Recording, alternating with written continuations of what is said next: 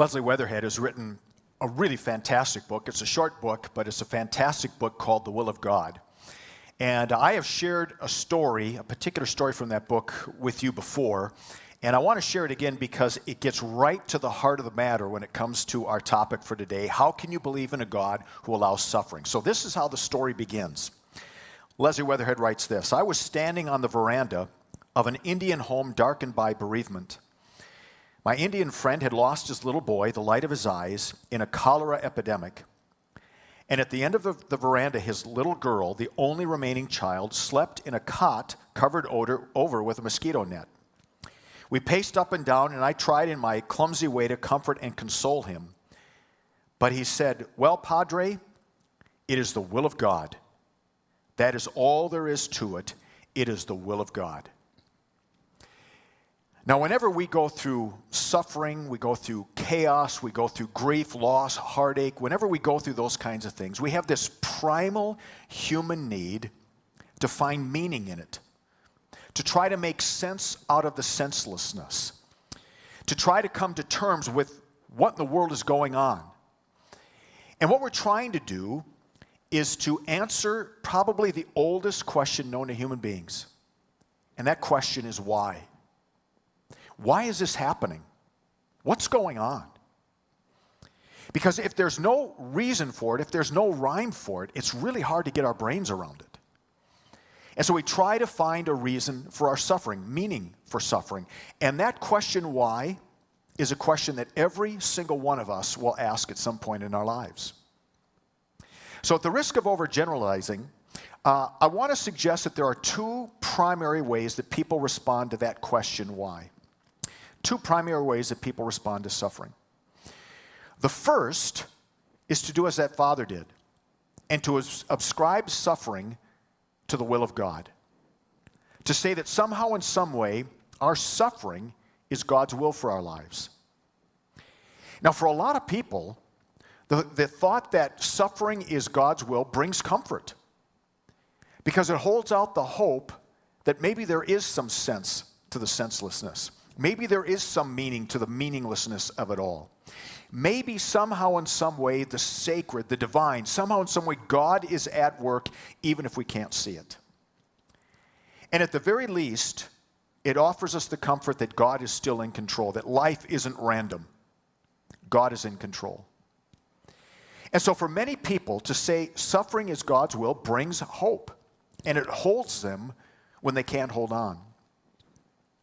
But for a lot of other people, to say that suffering is God's will creates a faith crisis. Because to suggest that suffering is God's will suggests that God is the actor in our suffering, that God causes it. And when you think about the suffering in your life, when you think about the suffering the world endures on a daily basis, to say that suffering is God's will turns God into a monster for many people. That's the point that Leslie Weatherhead wanted to make with his friend. The story goes on this way. Fortunately, I knew my friend well enough to be able to reply without being misunderstood, and I said something like this: supposing someone crept up the steps onto the veranda tonight, all while you slept, and deliberately put a wad of cotton soaked in cholera germ over your little girl's mouth as she lay in that cot there on the veranda. What would you think about that? My God, he said, what would I think about that? Nobody would do such a damnable thing. If he attempted it and I caught him, I would kill him with as little compunction as I would kill a snake and throw him over the veranda. What do you mean by suggesting such a thing? But John, I said quietly, isn't that just what you have accused God of doing when you said it was his will? Call your little boy's death the result of mass ignorance. Call it mass folly. Call it mass sin if you like. Call it bad drains or communal carelessness. But don't call it the will of God. Surely we cannot identify as the will of God something for which a man would be locked up in jail or put in a criminal lunatic asylum. Again, when we say that God's will is behind our suffering, it does bring comfort to some people. But for many, many people, to say that suffering is God's will trips them up, and they end up abandoning their faith.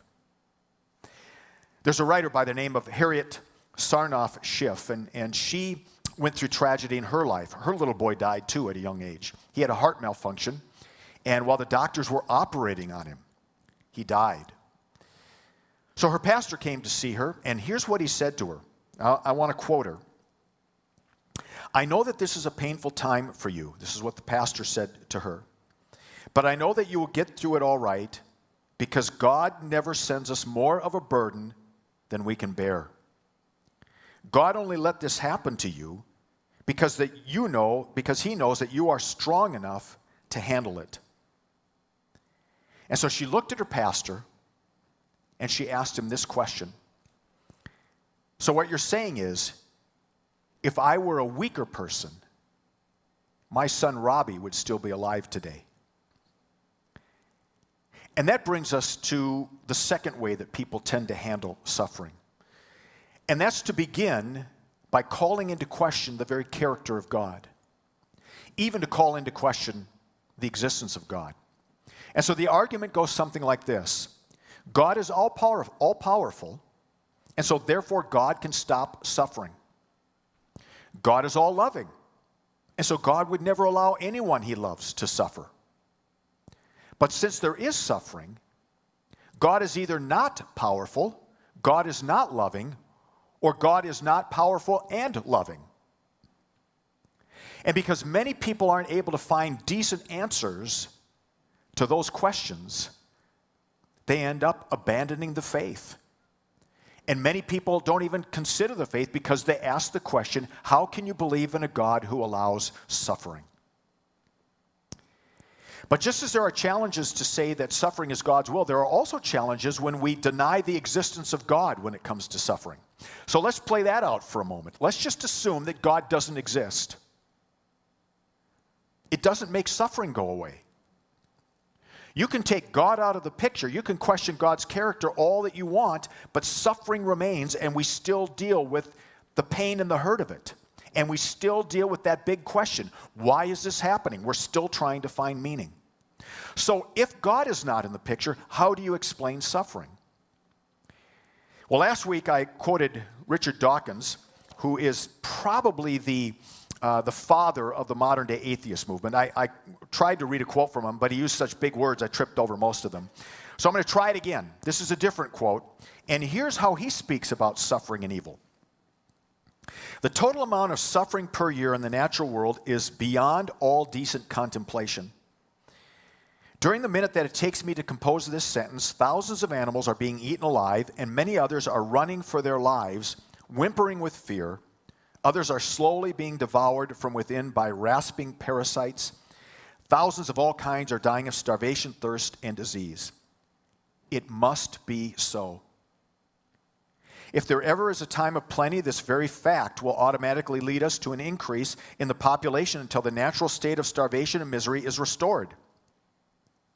In a universe of electrons and selfish genes, blind physical forces, and genetic replication, some people are going to get hurt, other people are going to get lucky, and you won't find any rhyme or reason to it, nor any justice. The universe that we observe has precisely the properties we should expect if there is at bottom no design, no purpose, no evil, no good, nothing but pitiless indifference." Now, if Dawkins is right, if life is simply chance, if it is pitiless indifference, then where does that leave us with suffering? For some people, to say suffering is God's will brings them hope, but for other people, it calls into question the character of God. For some people, suffering is merely the result of indifference, pitiless indifference, but it still leaves us with suffering, pain, and hurt, and no hope. So what if there's a third way to look at suffering and God? What if there's a third way to talk about God's relationship with suffering that is different from all that we've been taught? What if there's a way that God interacts with suffering, and not in the way that we think God should, but in the way we need God to act in suffering?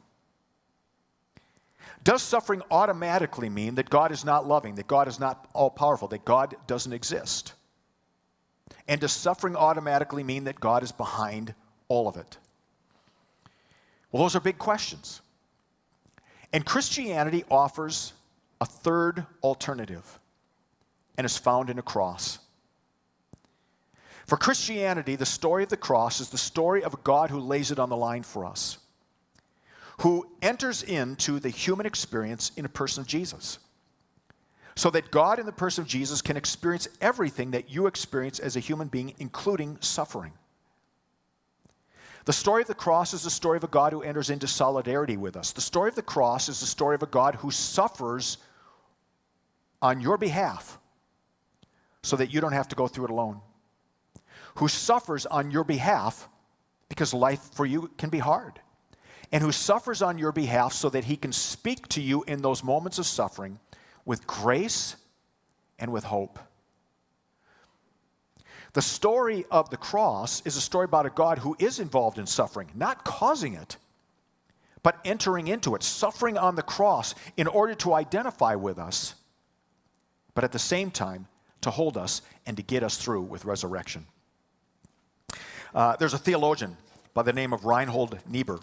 He says it this way: Christianity is a faith which takes us through tragedy to beyond tragedy by way of the cross to victory in the cross. Suffering is not God's will for you. God's will, seen in the cross, is to enter into your suffering so that he can be there with you, so that he can walk with you through it, and so that he can speak life and resurrection to you. Dawkins may be right. It may be that suffering is just chance and pitiless indifference. But God is not indifferent. God enters into that pitiless indifference with compassion, with love and grace, and comes for you in that moment as the suffering God to bring hope and to bring grace to your life. Paul says it this way in Romans chapter 8. Can anything separate us from Christ's love? Can trouble or problems or persecution separate us from his love? If we have no food or clothes or face danger or even death, will that separate us from his love? No. I am sure that nothing can separate you from God's love. Not death, life, angels, or ruling spirits. I am sure that nothing now, nothing in the future, no powers, nothing above you, nothing below you, nothing in the whole created world, including pitiless indifference, will ever be able to separate you from the love of God that he has shown you in Christ Jesus, your Lord.